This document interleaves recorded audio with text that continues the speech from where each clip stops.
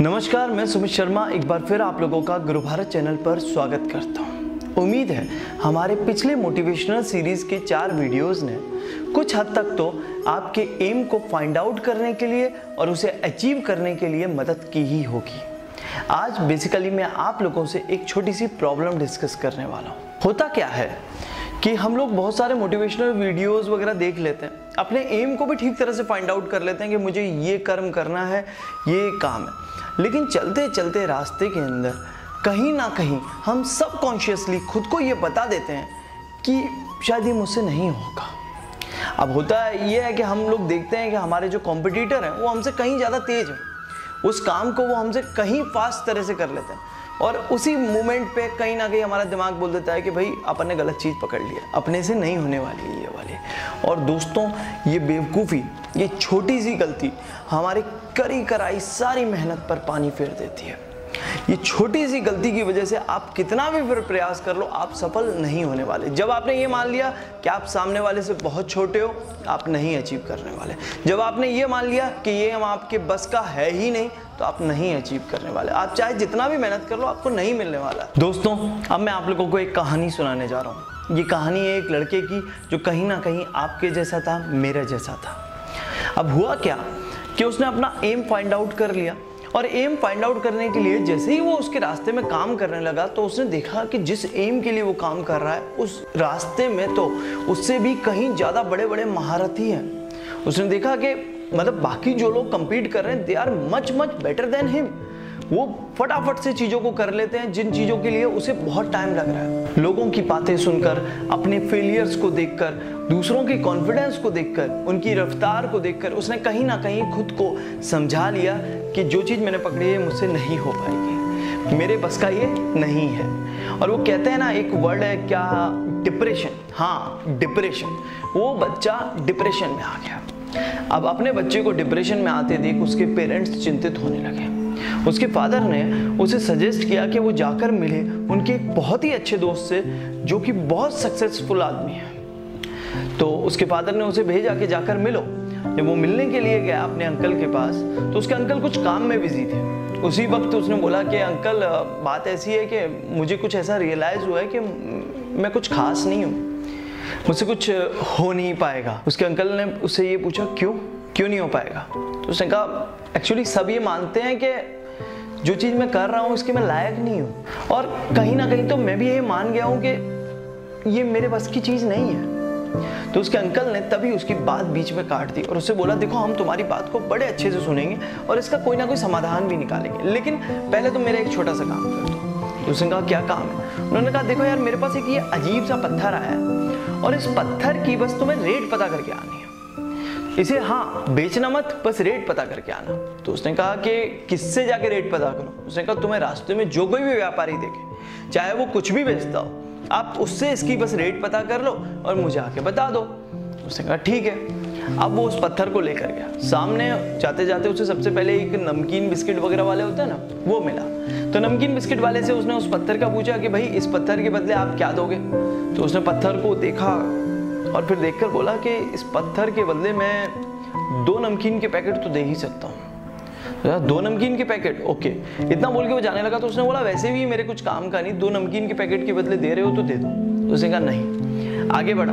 आगे बढ़ने पर उसे एक सब्जी वाला मिला जो कि आलू और टमाटर के बोरों को भर रहा था। तो उस टाइम पर उसने उससे पूछा कि ये पत्थर लोगे? तो उसने पत्थर को देखा फिर से। तो उसने बोला, इस पत्थर के बदले मैं तुम्हें 10 किलो आलू भी दे सकता हूँ और 5 किलो टमाटर। तो बच्चे ने फिर से वो पत्थर ले लिया और लेकर फिर चलने लगा। और रास्ते में यही सोच रहा था कि पापा तो बोल रहे थे अंकल इतने सक्सेसफुल आदमी हैं और ये क्या मतलब एक ऐसे पत्थर की रेट पता कर रहे हैं जो आलू और टमाटर के भाव में बेचता है। क्योंकि अंकल ने बोला था कि रास्ते में जो कोई भी व्यापारी दिखे उससे रेट पूछ लेना। तो सामने उसे एक सुनहार दिखा। जैसे ही वो सुनहार के पास गया और सेम बात बोली कि इस पत्थर को बताओ क्या दोगे। सुनहार ने पत्थर को ठीक से देखा और 4-5 फोन घुमाए और फोन घुमाने के बाद फिर वो बोला कि भाई 50 लाख दूंगा। तो इतने में उसे तो बेचना था नहीं, वो उठकर गया। तो उसने कहा, सुन 1 करोड़ दे दूंगा।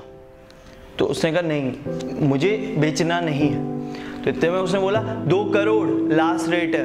उसने कहा, नहीं मुझे बेचना ही नहीं है। इतना कहकर वो आगे आ गया। वो एकदम खुश हो गया उसने कि यार अंकल तो खुश हो जाएंगे, ये छोटा सा पत्थर उनके लिए 2 करोड़ रुपए में कोई खरीदने के लिए तैयार है। वाह वाह। इतना सोचते हुए बस घर के रास्ते में ही था तो वहां उसे एक उस शहर का सबसे बड़ा हीरे का व्यापारी दिखा। उस व्यापारी के पास भी उसने कहा जाके देख लेते हैं क्या है।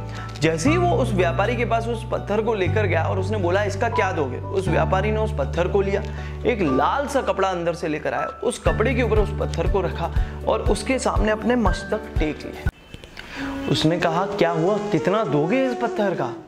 तो उसने कहा कि ये पत्थर की कीमत मैं तो क्या पूरा हिंदुस्तान भी लग जाए ना तो भी इस पत्थर की कीमत चुका नहीं सकता।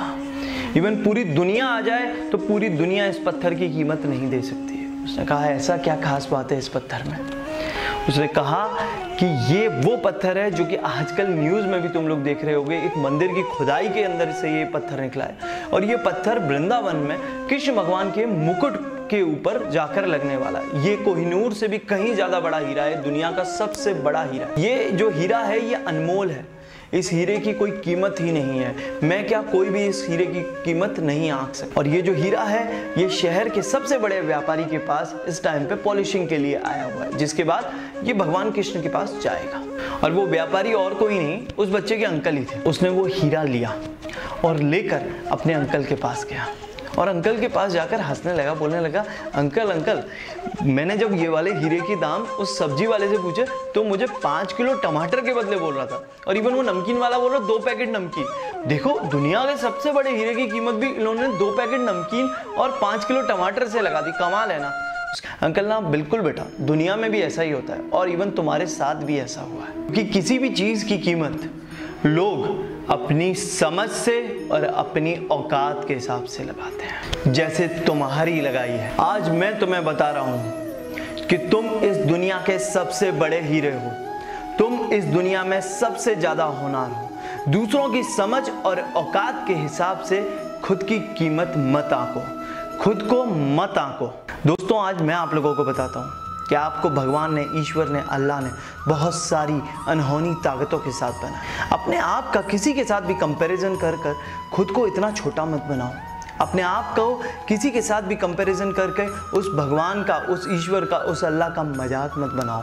और मैं सच कहता हूं कि अगर आप अपनी असली फॉर्म में आ जाओ तो दुनिया का कोई भी बड़े से बड़ा धुरंधर भी आपके सामने नहीं टिक सकता। दोस्तों हम लोग खुद को कंपेयर करके अपना एक अजीब सा ही लेवल डिसाइड कर लेते हैं जिसके ऊपर हम लोग कभी जा ही नहीं सकते, क्योंकि अपनी सोच ही नहीं जा पा रही तो अपन कहां से जाएंगे। मेरा एक दोस्त था मनीष, जिसने मुझे एक बात बोली थी कि चाहे कोई दुनिया की कितनी भी बड़ी तोप क्यों ना हो, अपने सामने कोई कुछ नहीं है। दोस्तों आज मैं भी आप लोगों को ये बात बोल रहा हूँ, ये बहुत पावरफुल वर्ड है कि जब कभी भी कोई भी काम स्टार्ट करो तो एक चीज मान लेना कि चाहे दुनिया की कोई कितनी भी बड़ी तोप क्यों ना हो, अपने सामने कोई कुछ नहीं है। क्योंकि जब आप अपनी फॉर्म में आ जाओगे, जब आप अपनी पर आ जाओगे, जब आप अपना पूरा जोर लगा दोगे, किसी भी चीज को अगर आप दिल से करना चाहो तो फाड़ के फेंक दोगे इस दुनिया को और खुद को बोलना शुरू कर दो कि आई एम द बेस्ट। हो सकता है जो भी चीज आप अचीव करने की कोशिश कर रहे हो उस रास्ते में आप देखो कि सामने वाला कॉम्पिटिटर आपसे ज्यादा तेज है, सामने वाला कॉम्पिटिटर को आपसे कहीं ज्यादा आता है।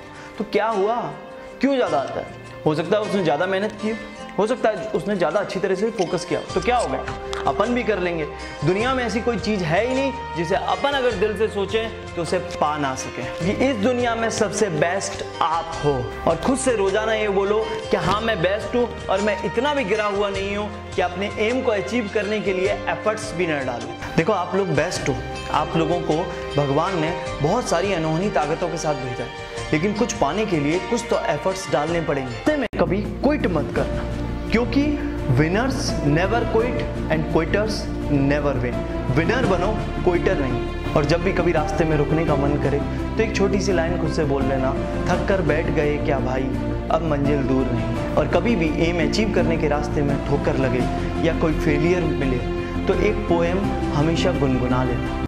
लहरों के डर से नौका पार नहीं होती, नन्ही चींटी जब दाना लेकर दीवारों पर चढ़ती है, चढ़ती वो 100 बार गिरती है। मन का विश्वास रगों में साहस भरता है, चढ़कर गिरना गिरकर चढ़ना ना उसे अखरता है। आखिर उसकी मेहनत बेकार नहीं होती, कोशिश करने वालों की हार नहीं होती। गोताखोर जब सिंधु में डुबकियां लगाता है, गोताखोर जब सिंधु में डुबकियां लगाता है, जा जाकर खाली हाथ लौट आता है।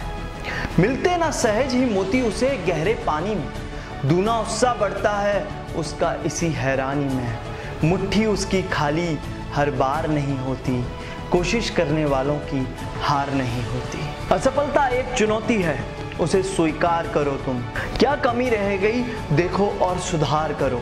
जब तक ना सफल हो नींद चैन सब त्यागो तुम। संघर्ष का मैदान मत छोड़ भागो तुम। किए बिना ही जय जयकार नहीं होती, कोशिश करने वालों की कभी हार नहीं होती।